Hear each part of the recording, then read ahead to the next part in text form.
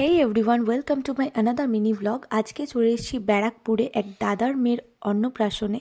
তো কী কী খেলাম সেটাই তোমাদের সাথে শেয়ার করছি।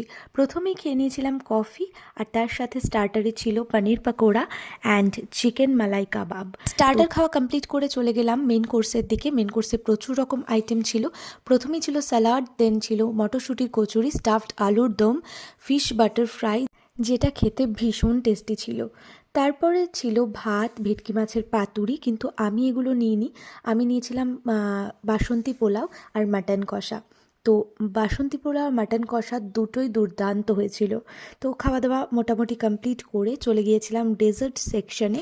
তো ডেজার্টে এখানে অ্যাভেলেবেল ছিল ফ্রুট চাটনি অ্যান্ড ছিল পাঁপড়, আর ছিল এখানে একটা সন্দেশ, যেটাও খেতে খুব সুন্দর ছিল। আর এটা ছিল বেকড রাজভোগ, এটা আমার সব থেকে বেস্ট লেগেছে। সমস্ত খাওয়া দাওয়া কমপ্লিট করে লাস্টে